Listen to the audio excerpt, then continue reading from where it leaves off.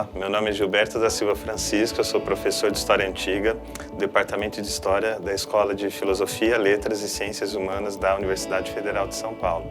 E hoje o tema da nossa entrevista da revista Heródoto é a Cidade Antiga, e eu tenho o grande prazer de apresentar a professora Maria Beatriz Borba Florenzano, do Museu de Arqueologia e Etnologia da USP. A professora Maria Beatriz é professora titular em Arqueologia pelo Museu de Arqueologia e Etnologia da USP e é coordenadora geral do LABEC, Laboratório de Estudos sobre a Cidade Antiga.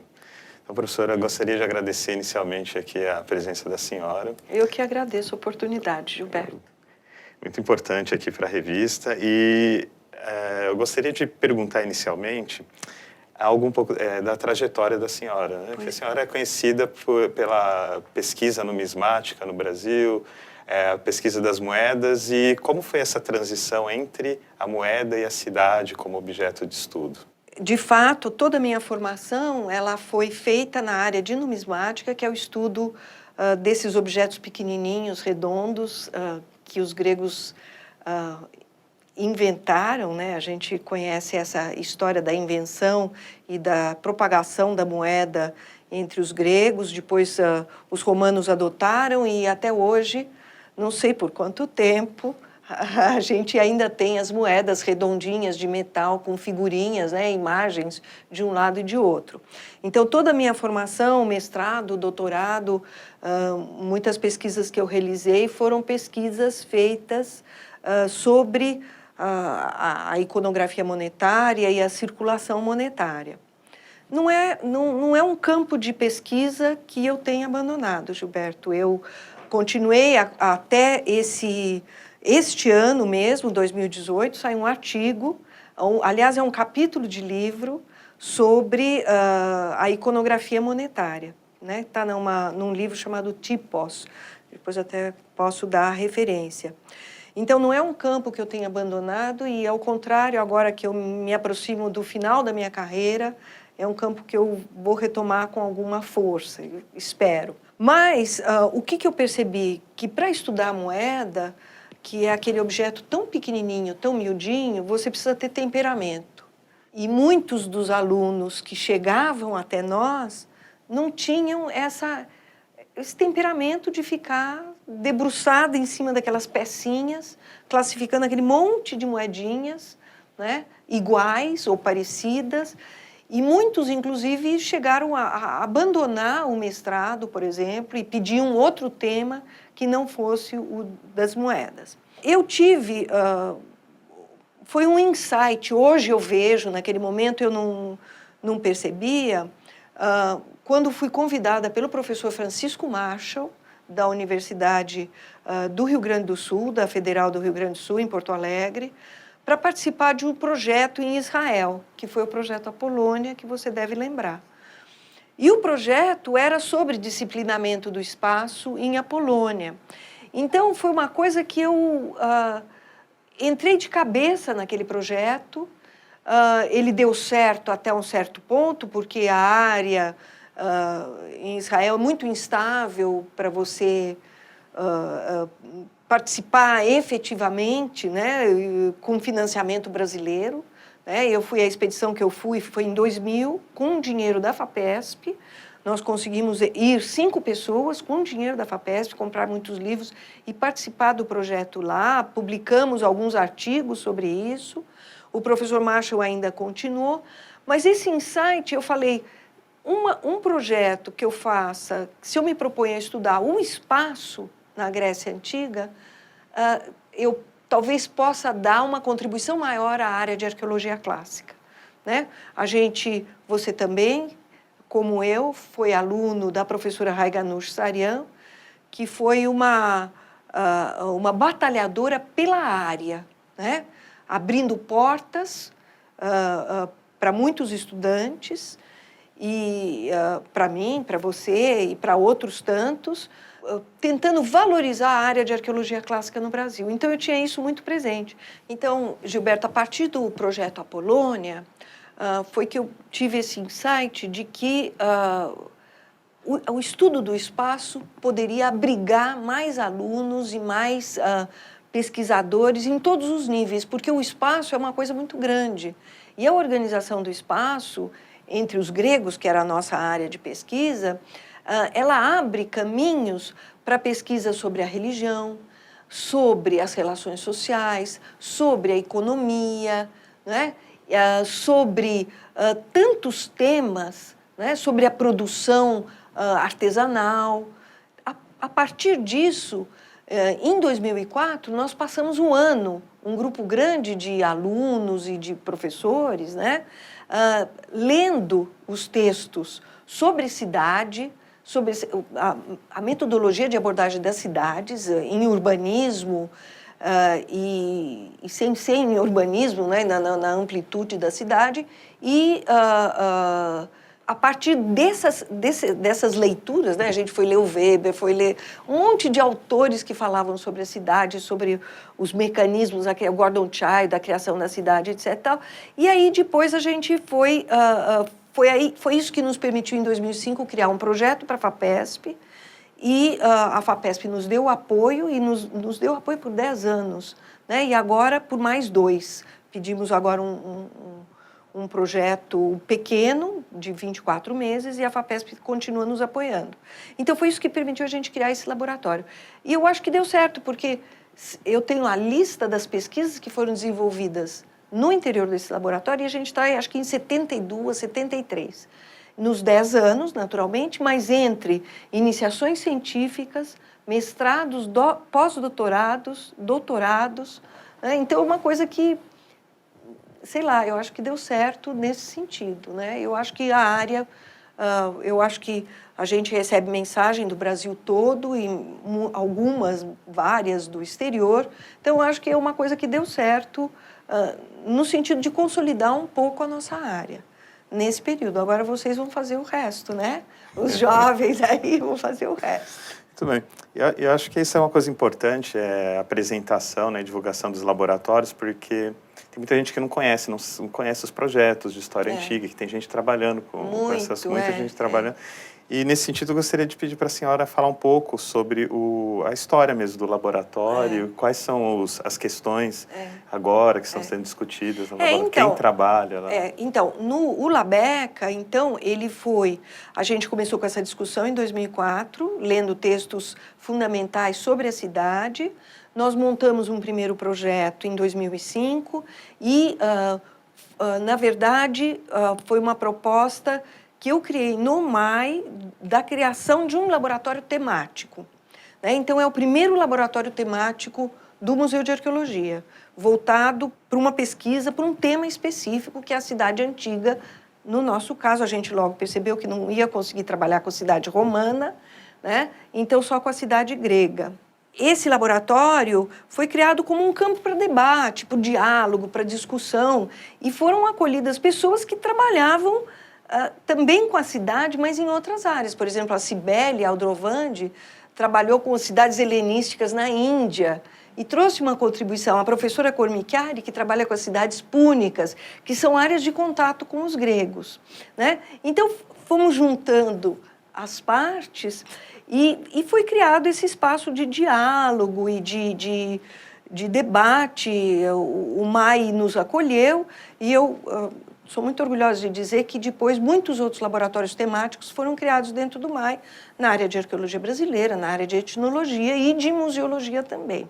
Então, o MAI hoje funciona, a pesquisa do MAI funciona fundada em laboratórios temáticos, regimentais, né, com estatuto interno, com membros e assim por diante.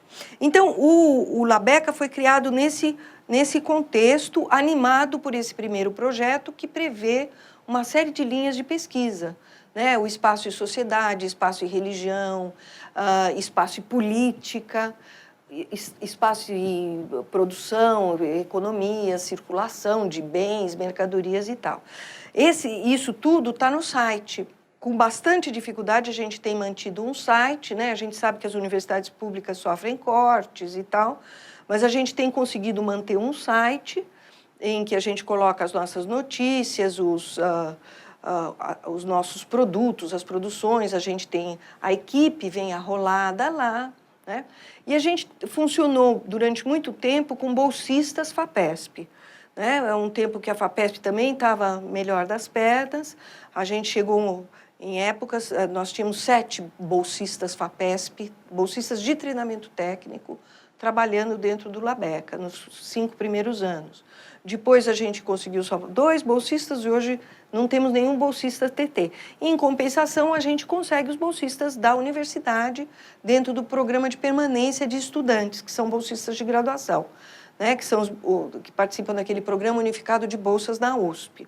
Tem os bolsistas de iniciação científica também, PIBIC, que frequentam, e os outros bolsistas de mestrado e doutorado que fazem aquele apoio ali dentro do Labeca, né? A gente tem um pequeno espaço, de uns, acho que ali tem uns 15 metros quadrados, com recursos FAPESP, e eu tenho uma bolsa produtividade do CNPq, então uso recursos do CNPq também para manter a nossa biblioteca viva, né? A gente tem uma biblioteca centrada nos temas que nós estudamos, né? E a gente, já nesses 10 anos, nós já organizamos um simpósio nacional, um simpósio internacional, estamos organizando um segundo simpósio internacional para abril do ano que vem, e sempre nos mantivemos com aqueles ciclos de seminários internos, né? Chegamos até, acho que o 12º. Esse ano, esse semestre não tem nenhum, mas a gente, as pessoas são ciclos de seminários, as pessoas apresentam as suas pesquisas para serem debatidas. Muitos dos textos que eu publiquei e que estou publicando ainda foram debatidos antes nos seminários internos, né? Outros textos a gente convidou pessoas de fora para dar palestras também, para a gente poder debater, e promovemos disciplinas de extensão universitária. Assim vamos funcionando, né? Nesse sentido de focalizar um tema para... se você fica... A minha ideia é que a dispersão não produz um conhecimento mais... não inova o conhecimento. Uma coisa que eu aprendi no Labeca, Gilberto, é que trabalhar em equipe é muito difícil. É muito mais fácil você ficar na sua sala, ficar lendo e escrevendo e dando suas aulas. Trabalhar em equipe é difícil, mas o resultado, para mim, é muito gratificante. É muito gratificante, né? Então, a professora Elaine, que faz parte do laboratório, também organizou uma exposição, né? Que a gente cresceu muito com esse trabalho de exposição. Nós crescemos muito trabalhando, fazendo as maquetes digitais, né? Dando um pouco a divulgação científica, mas é uma divulgação científica que antes envolveu muita pesquisa, né? Então, mas tudo isso a gente só consegue fazer se a gente tem apoio, se a gente tem equipe, né? Então, o Labeca está funcionando nesse sentido.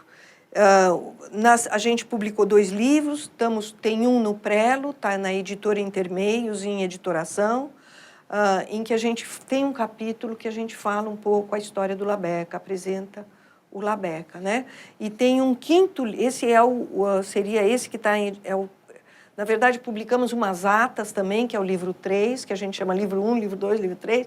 O livro 4 é o que está em editoração na Intermeios, e até o final do ano a gente está produzindo um 5º livro, né? Já tem os artigos, eu estou lá formatando, né? Que também a gente fala mais um pouco do laboratório. Pensando um pouco agora no tema da cidade antiga, eu gostaria que a senhora falasse um pouco dos estudos, né? Sobre a cidade antiga, quais são as perspectivas e as contribuições da história e da arqueologia para esse tema.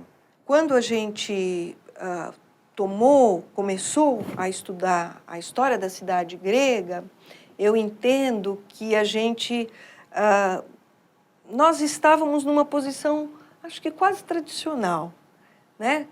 Focalizando a cidade, a polis e o urbanismo daquela cidade, né? Então, a nossa referência mais importante do ponto de vista do urbanismo era o Roland Martin, que é um grande arqueólogo francês que estudou o urbanismo o urbanismo grego de uma maneira muito sistemática. E o Amos Rapoport, que é um grande arquiteto norte-americano, que dá muito didático também, muito traduzido, o que era útil para nós, que fala da questão do ambiente construído e, no fundo, da cidade. Nós aprendemos muito com essas leituras. Mas aí você começa a entrar na arqueologia, no documento material, né? Então, acho que os 4, 5 primeiros anos do Labeca foi muito focalizado no ambiente construído dentro da cidade. Só que aí a gente começou a perceber que aquele conceito de cidade-estado não atendia o documento material, né? É isso que é a questão mais interessante. Então, quer dizer, agora eu vejo, depois de 10 anos trabalhando com essa temática, eu posso te dizer o seguinte: o documento textual guiou os estudos sobre a antiguidade de uma forma muito insistente, muito incisiva. E desse documento textual foram aproveitados elementos que atendiam à curiosidade e às necessidades de cada época, né? Então, se a gente pega na Renascença, quer dizer, a leitura que se fez na Renascença de um Aristóteles, de um Platão, daquilo que se tinha, né? Porque o texto, a Constituição de Atenas foi encontrado só no século XIX, né? Mas daquilo que se tinha na Renascença, o que estava acontecendo na Europa? Não era a formação do Estado Nacional? Então, quer dizer, não era a necessidade que se tinha de procurar nos antigos um apoio, um suporte, um conhecimento melhor sobre os estados, né? Então, a partir daí, o que se focaliza? A política. Por que a polis foi traduzida como cidade-estado? Né? Por que a nossa palavra política vem de polis, não é? Então, se valorizou muito, e eu acredito que até a década de 1940, 50, se valorizou o documento textual e nesse aspecto. Né? Se a gente pega o Copenhagen, ainda bem que o Copenhagen é Polis Center e não Copenhagen City State Center. Mas o foco deles era a cidade-estado. E até hoje, muitas traduções falam em cidade-estado e, é como se diz em inglês, take it for granted. Né? É assumido, ninguém vai mudar isso. Mas, para nós, esse é um viés que focaliza, sobretudo, a vida no urbano e a vida na política. Né? O século XIX é a mesma coisa, né?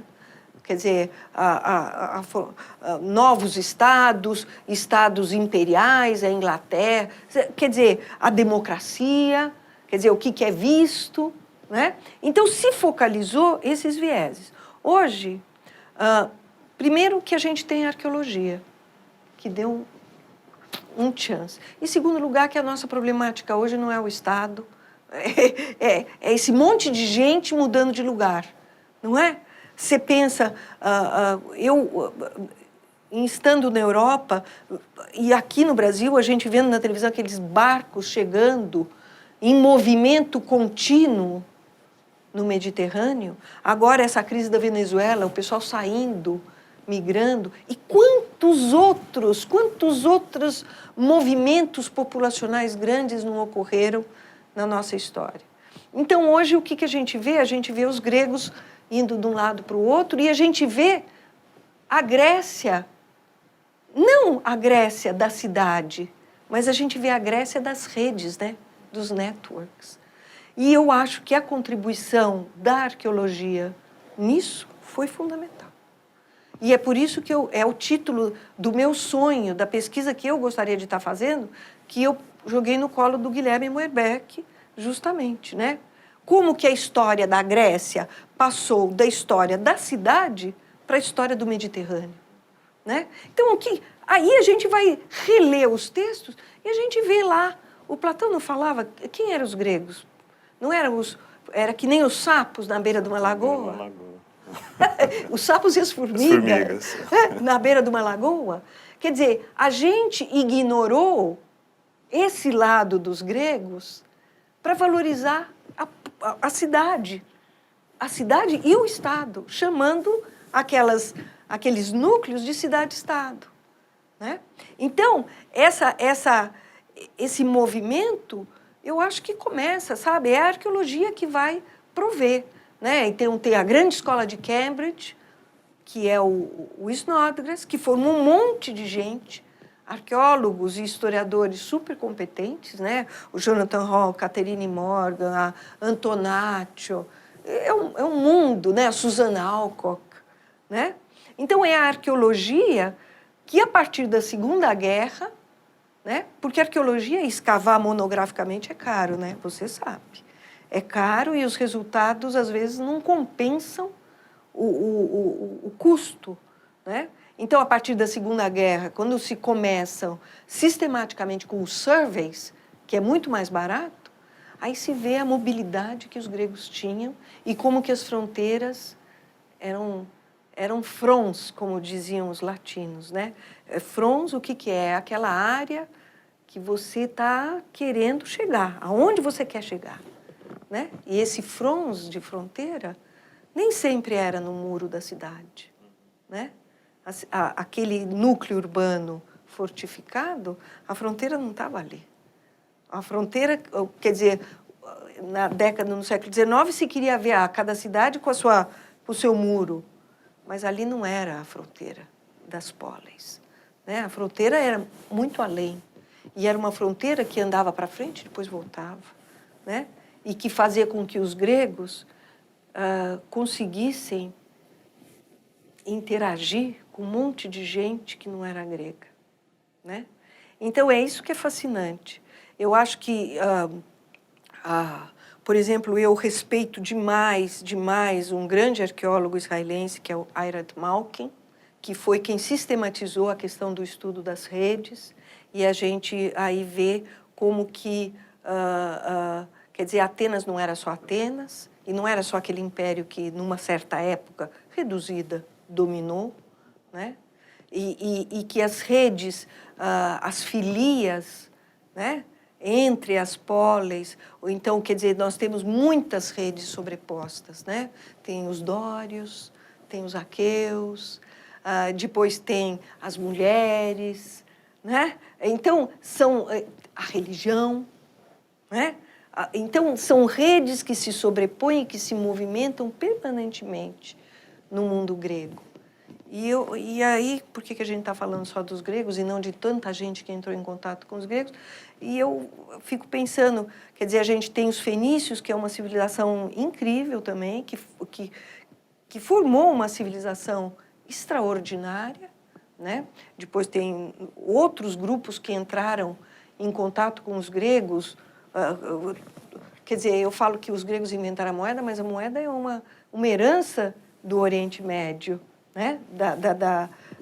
Daquela região ali, Anatólia, Mesopotâmia, né?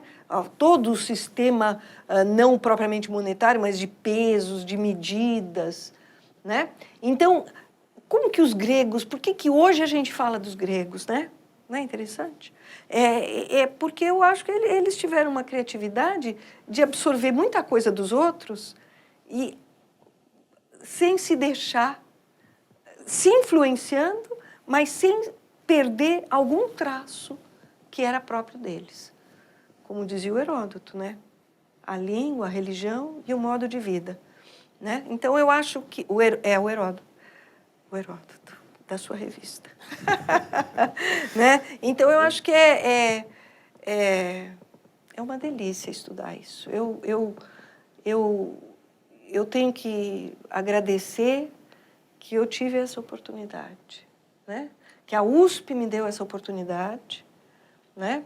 E que a FAPESP contribuiu com isso, né? E quem outro ia pagar um salário para eu ficar estudando isso, né? Pensa bem. Né? Com tanto problema que a gente enfrenta, né? Mas eu acho que a contribuição é muito grande para o espírito humano, para o Brasil. E tem até algumas questões aqui que a gente vai discutir um pouco, que é sobre pensar a nossa cidade a partir dessa cidade antiga, essas referências. Então, a gente fez aquelas maquetes digitais que estão disponíveis no site, né? Tem várias, né? Algumas até com formato de jogo, né? Que nem o Porto grego. Depois tem a maquete dos santuários, tem uma cidade grega, tem uma casa grega. Então, quando a gente vê as crianças pequenininhas olhando e comparando, você fala, você está dando uma contribuição. Você cria a partir do estudo do outro, você constrói a sua identidade. Não é assim? Né? Os próprios gregos, eu tenho essa sensação também, eles viam os outros e eles foram consolidando uma identidade própria. Então, num museu como o nosso, quer dizer, é uma vantagem de estar num museu, as crianças primeiro ficam alucinadas, né? Não só com as maquetes digitais, mas na exposição que a professora Elaine montou, com a maquete física, que eles podiam pôr a mão, podiam sentir, podiam olhar, comparar uma casa grega de 2000 anos atrás com a casa deles, os caminhos dentro da cidade, como que era, as roupas, né? Então, à medida que você vai vendo, você vai construindo a sua própria identidade e vendo aquilo como você é, conhecer os gregos, né? Então, não é aquela coisa, a gente é igual a eles. A gente não é igual a eles, né? Justamente. A moeda, para eles veem, mas eles também tinham uma moeda redondinha de metal. Mas a moeda, para eles, tinha outro significado, muitos outros significados. E é um erro a gente atribuir à moeda antiga da Grécia, ou mesmo de Roma, o significado que ela tem para nós hoje, né? Numa economia de mercado despersonalizada e assim por diante. Então, quer dizer, o estudo do outro e você comparar, vendo as diferenças, é o que torna a gente cidadão, eu acho, que torna a gente mesmo, que constrói a nossa identidade. Né? Eu acho que é um pouco por aí. A senhora falou um pouco sobre essas mudanças, né, na compreensão da cidade.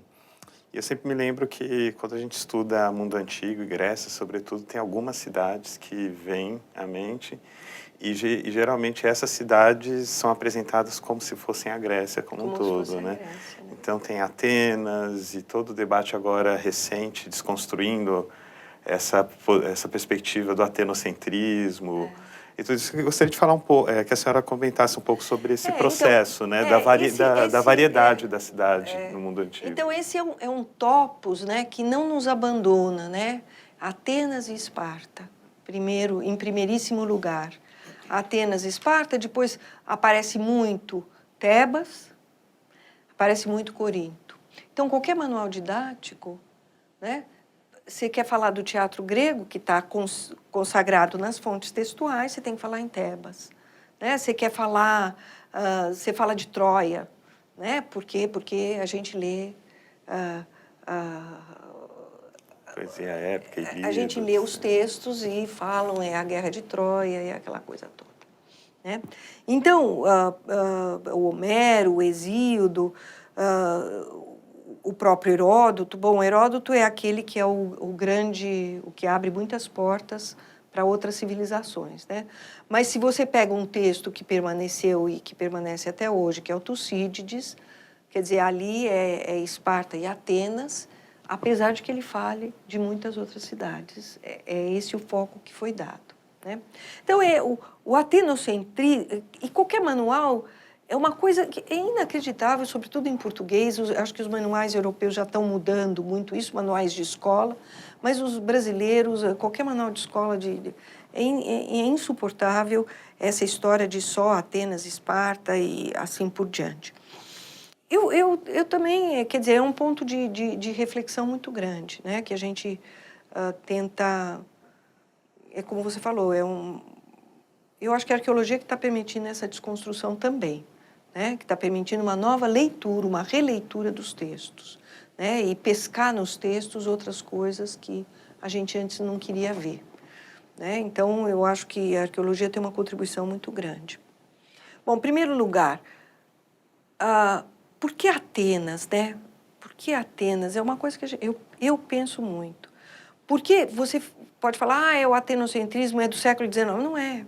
Não é do século XIX. Ele vem desde antes. Desde a antiguidade. Ele vem desde a antiguidade, né? Ele vem desde a antiguidade. Por quê?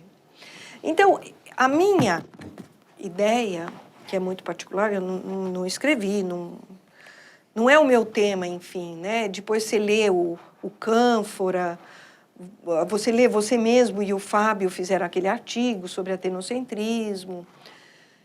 Então, a minha ideia particular é que os atenienses, eles mesmos, criaram uma reflexão sobre eles mesmos. E eu acho que foi isso que atraiu os romanos. Eu acho que, né, essa reflexão que eles produziram e que a cidade deu espaço para outros, né? Porque Aristóteles não era ateniense, por exemplo, né? Quer dizer, foi uma cidade especial, excepcional, que abriu espaço, isso depois você pode até comentar, mas que abriu um espaço para uma reflexão sobre eles próprios e sobre o helenismo. E isso que fez, sei lá, quer dizer, o Adriano ficou vidrado em Atenas, o Cícero que foi morar lá, né? Quer dizer, essa possibilidade de diálogo e de... Não sei, eu fico pensando que talvez tenha sido isso que fez com que eles, inclusive, preservassem os textos produzidos ali, que foram muito melhor preservados do que outros textos produzidos na Ásia Menor ou mesmo no Ocidente. Que você tem um Timeu, por exemplo, que praticamente sumiu, né? Que ficou preservado no Políbio, uma outra coisa, e aqui e ali que você tem que ir pescar, né? Por que os próprios antigos preservaram obras grandes? Bom, por que... E, no fundo, você vê a Constituição que sobrou do Aristóteles. Se diz que a escola dele fez escreveu mais de 100 constituições. Sobre a de Atenas. Sobrou a de Atenas, que ainda foi encontrada no século XIX, e as outras, fragmentos em vários outros textos. Né? Então, quer dizer, os próprios antigos acabaram preservando o que era de Atenas. Né? Então, põe a gente para pensar. Eu acho que o Cânfora resolve um pouco, falando muito do negócio da democracia. Eu acho que é um ponto de reflexão muito interessante. Eu acho que os estudiosos deveriam enfrentar de peito aberto. Né? Não basta só desconstruir, né? Porque existe uma coisa ali. Existe uma coisa ali. E pensando nisso também, eu gostaria que a senhora falasse um pouco da variedade, porque eu vi já em muitas comunicações do LABEC, apresentação do laboratório, esse repertório né, de cidades. Então, por exemplo, a gente fala, a Grécia inventou a democracia. A Grécia inventou a democracia. Né? Quer dizer, se a gente for olhar muitas outras cidades muito importantes na rede de cidades gregas, então, por exemplo, vou dar muitos exemplos, que é o que você quer. Né? Tarento, né? No sul da Itália. Locris, no sul da Itália. A própria Nápoles, no sul da Itália. Régio, no sul da Itália. Crotona, cidade importantíssima. Eleia, né? Berço de filósofos. Crotona também, né? Que abrigou Pitágoras. Né? Túrio.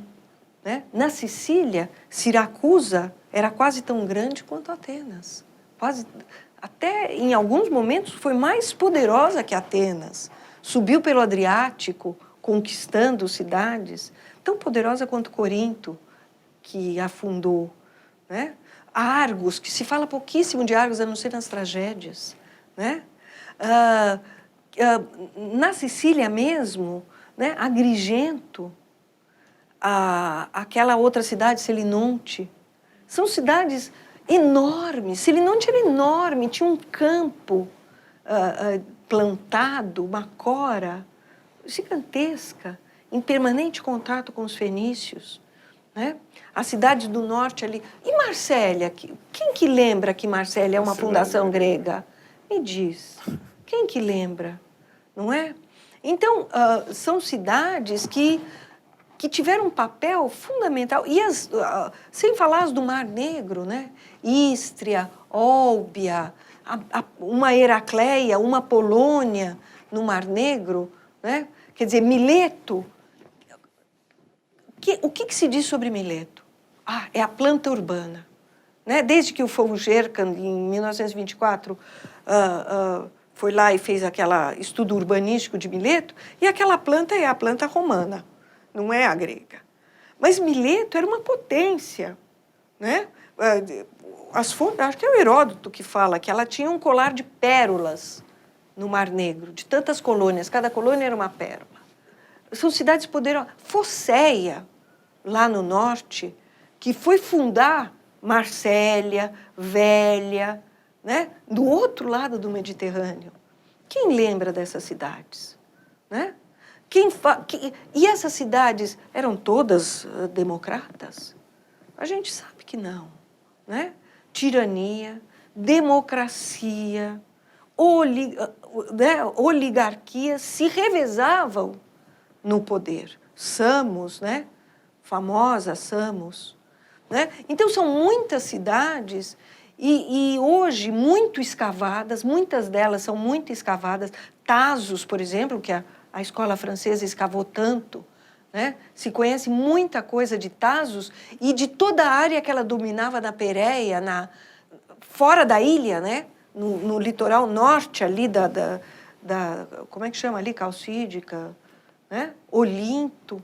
Olinto conhece porque foi escavada, tem muitas casas, mas talvez não fosse tão importante como Tasos, né? Como Samos, como Focéia, tantas outras, Mileto, tantas outras, Éfeso, de onde vêm as primeiras moedas, né? Então, eu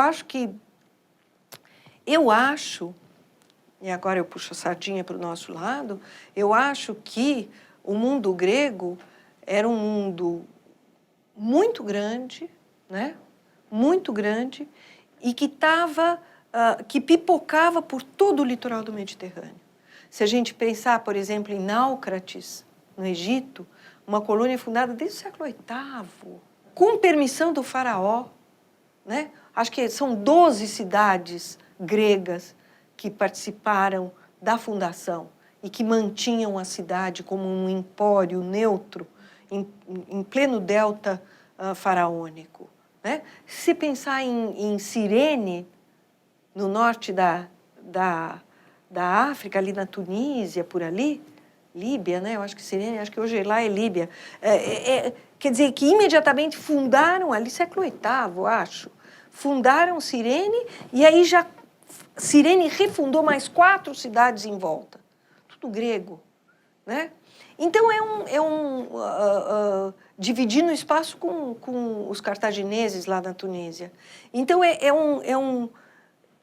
um mar que os gregos dividiam e em equilíbrio com os fenícios. Em equilíbrio com os fenícios.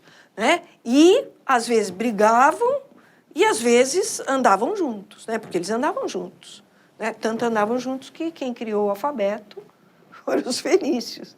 Né? Então, por que os fenícios não receberam a mesma atenção que os gregos? Né? A tese do Jonathan Hall, você sabe, né? É porque eles eram...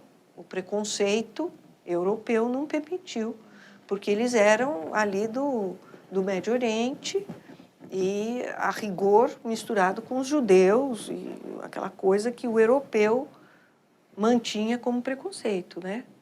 Então, essa é a tese do Jonathan Hall. Então, quer dizer, aqueles barcos do século VIII, né? Isso o Alfonso Melli mostra também no livro de Praxis e Emporia, né? Esse é um grande pesquisador, né? Que escreve em italiano e aí o pessoal não lê. Mas ele mostra como os eginetas, os calcídicos circulavam em barcos junto com os fenícios, né? Então, é um mundo de redes, na verdade, é um mundo de redes. Eu acho que a teoria das redes dá mais conta do que o estudo. A cidade-estado dá muita conta de muita coisa. Mas eu acho que a contribuição da arqueologia nesse sentido é fundamental. Então, pensando na complexidade desses conceitos, né, geralmente a gente observa que eles não são... O que é aplicado não responde à complexidade desses arranjos que a senhora estava aqui mostrando para a gente. E eu me lembro do Costas Vlassopoulos dizendo que a polis, que geralmente é usada como conceito para explicar de forma uniforme esse mundo grego, ela não é suficiente. E ele vai pensar dentro dessa lógica das redes e até uma compreensão em determinados períodos do mundo grego como uma periferia de um processo que vem sendo desenvolvido pelos persas e tudo isso. E eu gostaria que a senhora falasse um pouco sobre esses conceitos, né, de polis, cidade-estado e, sobretudo, de colônia, né, e a noção de periferia, que é tão importante aqui, porque na nossa situação, além de... tem essa questão de uma academia que se organiza numa periferia. Numa também, periferia, né? é complicado. Então, bom, acho que polis, cidade-estado, a gente falou bastante, né? Isso. Mas a questão da colônia, quer dizer, o termo colônia vem do latim, né? Que são aquelas colônias latinas que os romanos fundavam e tal. E que, na historiografia moderna, ficou caracterizada como uma dominação europeia em cima de outros territórios, né? Então, as colônias africanas, as colônias na América. Na Ásia também, né? A Índia, no Império Britânico e assim por diante. Então, você sabe, em 98, o Robin Osborne fez aquele auê dizendo que colônia é o termo equivocado, que a gente não tem que usar mais colônia, que tem que usar outros termos, né? Aí os franceses ficaram aflitos, imediatamente começaram a pensar em diáspora, em expansão, mas sempre pensando uma base grega, né, em diáspora ou em expansão pelo Mediterrâneo, né? Então, eu acho que agora, até a gente teve recentemente uma discussão sobre essa questão dos gregos no Adriático, né? E o termo colônia tem sido muito questionado e se chega a uma conclusão que, se você usa o termo colônia, você está usando aquela coisa do Wallenstein de um centro e uma periferia, né? Então, tem um centro e o centro irradia. A teoria das redes propõe uma outra perspectiva, né? Existem vários nubs, né? Vários núcleos, e esses núcleos irradiam a partir de outros núcleos e viram um mar, digamos assim, de redes sobrepostas, de linhas de contato e de mobilidades sobrepostas, né? Então, por exemplo, a história dos persas, isso é uma coisa que eu quase caí das pernas aquela época que eu tive na Brown, né? Acho que foi em 94 que eu dei aula na Brown. O Ross Holloway chegou para mim e falou assim, olha, você nunca percebeu que aquelas cerimônias, aquelas procissões nos frisos persas, elas são iguaizinhas à procissão que a gente vê no friso do Pártenon? E eu falei, nossa, meu Deus, vai ver que é mesmo, né? Então, segundo ele, quer dizer, muitos artesãos gregos eram contratados pelos persas, né? Mas por que o capítulo 3 do Heródoto tem toda a discussão lá na corte, lá não tem a famosa discussão, qual é o melhor governo? Por quê? Porque os persas estavam presentes ali com o tipo de governo deles, né? E que os atenienses foram refletir sobre isso, e depois uma discussão que é retomada pelo Políbio, não é mesmo? Então, os persas fazem parte dessa rede, não é? Que o Vlasopoulos está falando. Agora, eu não sei se os persas eram o centro, não sei. Não, isso aí realmente eu não sei. Agora, os persas... Hoje a gente não está falando dos persas, né? Não estamos aqui no Brasil falando dos persas. Então, essa história que a gente... É isso que a gente tem que enfrentar de peito aberto. A questão do termo colônia é uma questão complicada. Por exemplo, para nós é complicada, porque a gente já infere aquela coisa do subalterno, né? E quando se trata dos gregos, se a gente dilui isso, a gente vai... Que palavra que a gente vai usar? Que palavra que a gente vai usar? Diáspora serve? Não serve. Expansão serve? Não serve também. Domínio? Império? Que palavra que a gente vai usar dentro do nosso vocabulário? E isso foi o Emanuele Greco que me fez pensar. Quando ele esteve aqui naquele simpósio, ele falou, então, não querem usar colônia? Para nós italianos, tanto faz, né? Tem alguns termos que a gente tem que usar. Mas para nós não faz. Se para vocês incomoda, usa o termo grego, então. Não é? E no Labeca nós começamos a usar o termo grego, que é apoiquismo. A apoiquia, a gente está usando, está evitando usar colônia, está evitando usar cidade-estado e estamos usando a apoiquia, porque é o termo grego. E estamos usando o apoiquismo, porque é o termo que os gregos usavam.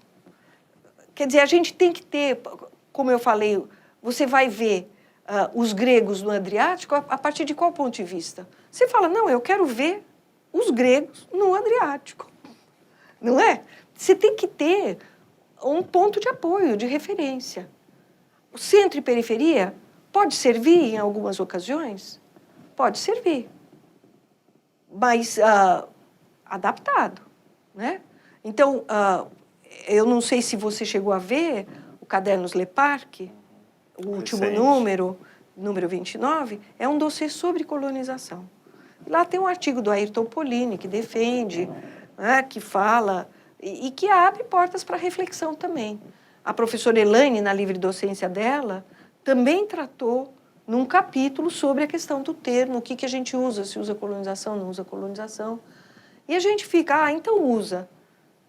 Então não usa mais. Então, no Labeca, a gente um pouco se cansou, porque nós ficamos perdendo tempo numa questão teórica, não é nem teórica, é de nomenclatura. Numa questão de nomenclatura que a gente sabe que a gente poderia usar a colonização explicitando.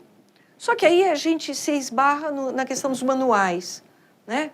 Então, nos manuais, se você puser colonização, o professor que dá aula na 5ª série vai entender como colonização no sentido de Portugal colonizando o Brasil, né? Então, nós estamos usando nos nossos textos, quando a gente traduz nos novos projetos, a gente está usando apoiquismo, apoiquia, e a gente usa polis e, às vezes, usa cidade, mas não cidade-estado. Então, é um debate, eu estou aberta ao debate. Quando eu ofereci meu texto de Siracusa, porque nesse dossiê do Leparc eu tenho um texto sobre Siracusa, eu fui criticada por não usar colonização, por não usar colônia. Aí eu argumentei, olha, é assim, eu acho que eu estou dando alguma contribuição para a área de estudos clássicos no Brasil, né? Agora, a gente discute, né? A gente tem um glossário no Labeca, inclusive nós aportuguesamos a apoiquia, porque já não está consagrado em português a palavra cleruquia, não está? Com Q-U-I, cleruquia, que são, essas são colônias do Império Ateniense, as colônias militares, né? De cleros e de oikos. Então, por que eu não posso usar a apoiquia? Só que agora tem essa nova, como é que chama, ortografia, que o QU virou K, então eu falei, então vou usar apoiquia em português e apoiquias no plural. polis também, não sei se você sabe, está dicionarizado. Dicionarizado. Né? E plural e plural singular é da polis. mesma forma. Mas as pessoas têm uma volúpia com o vocabulário e gostam de falar polis. Porque é bonito, né? Fica parecendo que você é mais culto, mais erudito. Então, eu deixo meus alunos, eles gostam de pôr nas dissertações, nas teses, eles põem polis e polis. Então, o glossário Labeca dá essa abertura. Né? Acho isso interessante porque já, inclusive, desenvolve um pouco da questão dessa... do que é pensar a cidade antiga no Brasil. Né? O que a gente enfrenta aqui no Brasil. Ah, que difícil, né? Que difícil. Eu lembro que eu fiz o meu mestrado, acho que com uma publicação de 1911, e depois o professor Upiano comprou no museu, um livro que era de 1976, que era o mais recente, do Colin Cray. E depois, os outros manuais de numismática que eu tinha eram do século XIX. Eu fiz o meu mestrado com isso. Não tinha bolsa, não tinha dinheiro para nada. Então, eu acho que a nossa principal dificuldade de estudar a cidade grega, no caso, os estudos clássicos, que também a gente pode fazer uma discussão sobre o clássico, né? Ou sobre civilização, que está tudo em discussão, mas da gente estudar, por exemplo, os gregos e os romanos, a pior dificuldade é o dinheiro. São os recursos. A dificuldade de se obter recursos.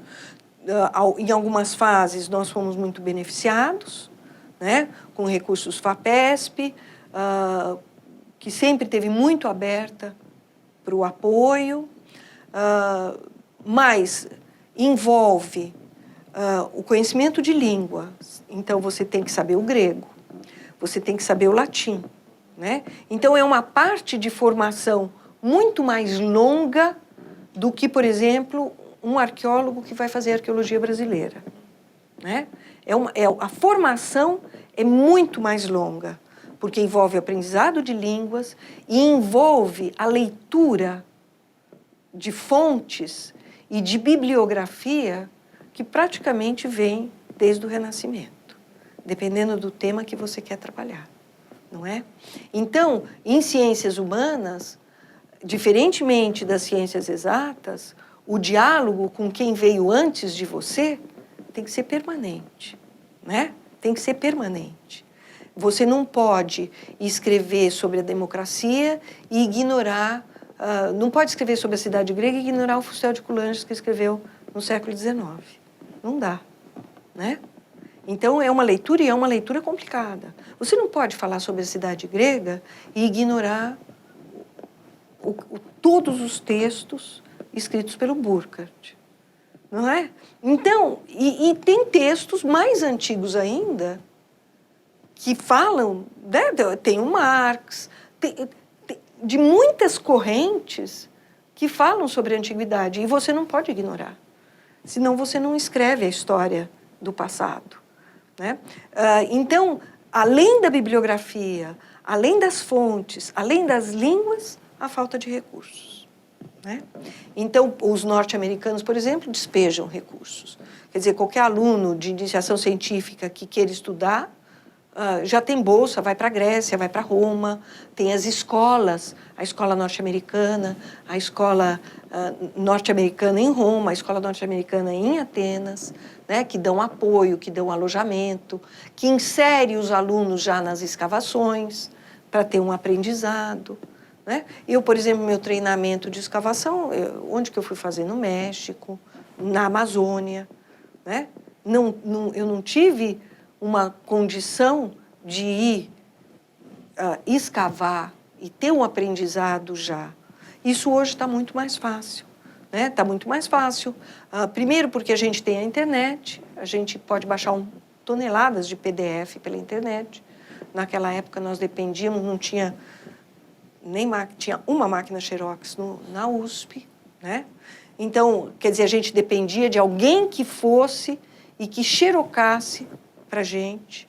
Eu me lembro, em 1982, para o meu doutorado, eu passei 4 meses na Bélgica, Eu despachei 40 quilos de xerox para eu poder trabalhar no Brasil, né? E xerox que eu mesma fazia, né?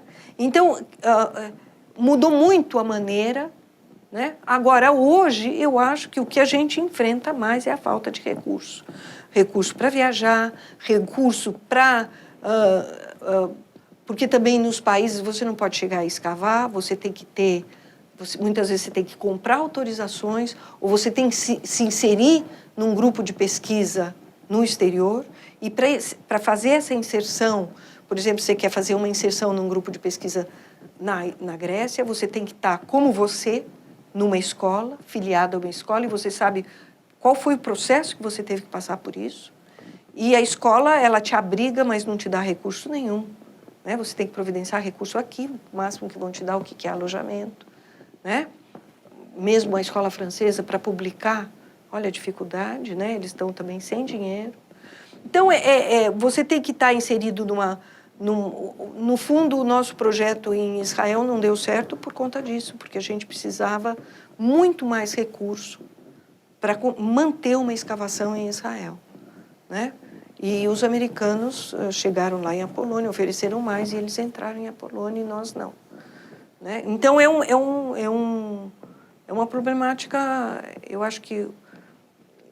Agora, o que não deixa a gente desanimar é que muitas escavações foram feitas desde o século XIX e muito material está guardado, juntamente com a sua documentação de proveniência, nos magazines e nas reservas técnicas de muitos museus europeus e de muitos, no meu caso das moedas, em muitos cabinets de médailles, muitos gabinetes numismáticos, ou, por exemplo, no caso da Itália, em muitas, que eles chamam lá, superintendências regionais de arqueologia. Então, tem muito material que não foi publicado e que não foi estudado, né? Se você, por exemplo, para a arqueologia mesopotâmica, tem mais de 100 mil tabletes no Museu do Louvre que não foram lidos e não foram publicados. Então, há material, há documento material, fonte primária, que aí depende de negociação para você chegar e poder estudar, né? Então, eu acho que falta recursos, mas falta recursos na Europa também para esse tipo de estudo, e há caminhos que são, às vezes, complexos, burocráticos, mas muita coisa pode ser conseguida, né? Eu acho que é uma área ainda que tem muita coisa para fazer e tem muito catálogo na área que... Agora, por exemplo, no novo projeto do laboratório, por exemplo, eu vou estudar a Calábria. Tem muita publicação de material básico que é só publicação, catálogo, que não foi estudado, né? Tem muito survey que foi publicado, mas as conclusões, a interpretação ficou, né? Eles publicam os dados, insinuam alguma coisa. Então, essa é uma tendência da arqueologia clássica contemporânea. É você estudar catálogos, reestudar catálogos, achados, né? Diante dessa perspectiva nova da mobilidade, como a gente está... Parece que a crise força também a gente a pensar no que já foi escavado, que foi publicado, que não foi desenvolvido. Exatamente. Então, eu não desanimo meus alunos, porque eu acho que tem muita coisa a ser feita e muita... E uma vantagem da gente estar na periferia, na colônia, é a vantagem que nós não estamos filiados a nenhuma panela, né? Eu posso falar mal do Robin Osborne, né? Eu posso elogiar um outro, sem ferir, né? Né? Eu posso aproveitar o que de bom cada um tem e misturar e criar, né? Eu acho que no nosso laboratório a gente fez muito isso, né? O que os ingleses dizem, o que as várias panelas italianas dizem, e a gente consegue criar alguma coisa nova aproveitando o material que eles nos fornecem. Eu acho que isso que é interessante, e esse diálogo tem provado isso, né? Quando veio o Emanuele Griga, ele falou, puxa, eu não tinha pensado nisso. Mas essa autora que a senhora usou, ela é uma tonta, eu não suporto ela. Quer dizer, é da panela contrária da dele. Mas ela tinha ideias e eu consegui usar, né? Então, eu acho que a gente tem algumas vantagens nesse sentido, né? E para finalizar, professora, eu gostaria de perguntar assim, para a senhora sobre dois elementos relacionados aos resultados do laboratório, todas essas reflexões ao longo desses últimos anos, que extrapolam o meio acadêmico, né? O primeiro é a exposição, né, que o MAI apresentou até pouco tempo, né, que era Polis, Viver na Cidade Grega. Como ela já terminou, acho que é possível até pensar, né, no que foi a exposição, o tipo de recepção que ela teve, e também os resultados do ponto de vista didático, extrapolando esse mundo da academia, pensando no material. Então, o fato de nós estarmos sediados num museu nos abriu essa possibilidade de fazer uma divulgação científica de alto nível, né? Eu entendo que de alto nível, porque nos permitiu montar um site que propõe a divulgação em várias perspectivas, né? E como eu já mencionei, tem as várias maquetes digitais. A gente produziu, inclusive, um DVD, né? O DVD Siracusa, de 26 minutos, né? Então, que vem acompanhado de um livreto de apoio ao professor. Quer dizer, além das maquetes digitais de espaços específicos, né? O porto, a casa, a cidade, o santuário. Tem ainda aqueles 2 filminhos que a gente fez em 2007, quando a gente foi 10 pessoas para Sicília, né? E que são de acesso livre. A pessoa entra no site, pode rodar, pode brincar no videogame, que é o Porto, e são produtos elaborados pelo Labeca. Além tem o produto didático do filme do Siracusa, com o livreto para o professor, e tem um que é esse outro livreto que a gente fez, que é a Cidade Antiga em imagens, né? É um glossário, tipo um glossário ilustrado. Então, a gente contratou um desenhista, o desenhista desenhou os vários espaços de uma cidade grega, e, inclusive, partes que não estão dentro do centro urbano, mas que estão fora do centro urbano, e a gente, com esses desenhos, a gente explicou cada espaço o que é. É um livreto que está disponibilizado também no Labeca.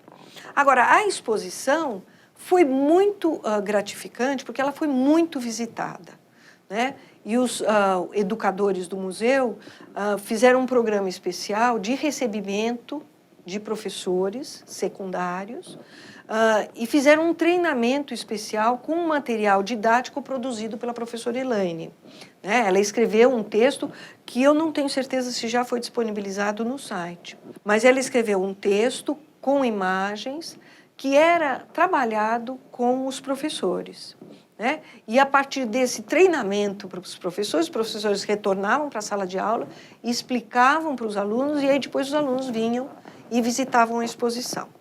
E as fotografias que nós fizemos é o entusiasmo das crianças, e aí crianças desde pequenas até do colegial, do ginásio, né, desfrutaram dessa exposição. E aí tinha na exposição também uma das maquetes digitais, ficava disponível para eles poderem entrar e tal. Inclusive eu, numa aula isso foi uma experiência muito interessante, numa aula de graduação da disciplina optativa, naquela que você fez há um tempo passado.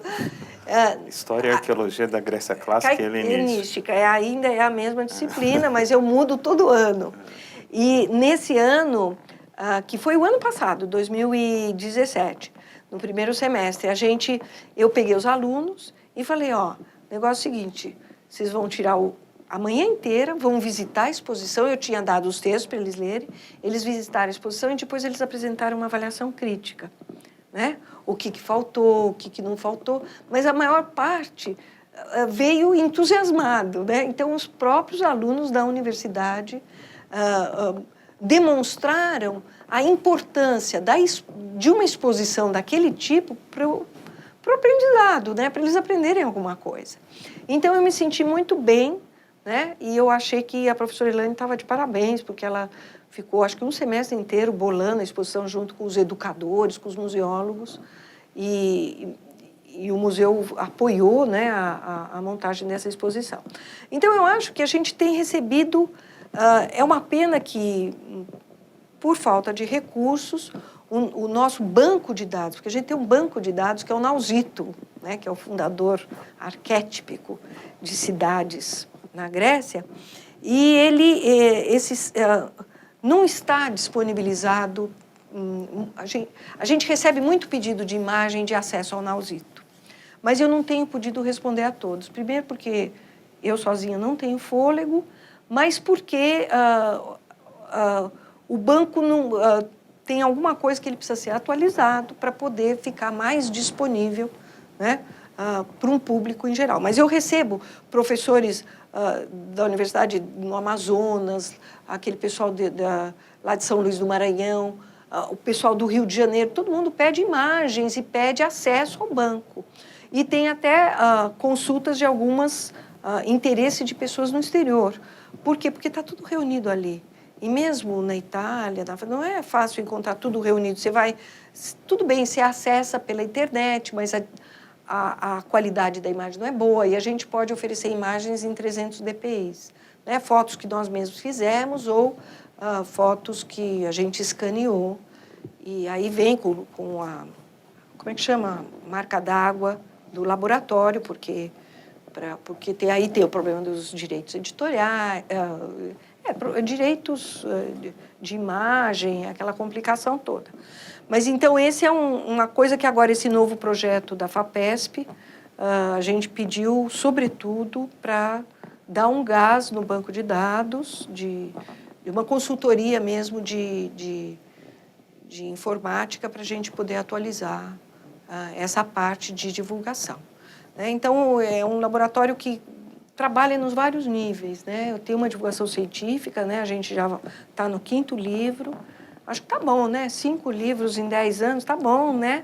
E tem 70 e tantas pesquisas e tem esses produtos que são produtos típicos. A gente traduziu muitos textos também e disponibilizou pelo site, capítulos de livros, traduções caseiras que os alunos fizeram, nós fizemos, mas que servem como material didático.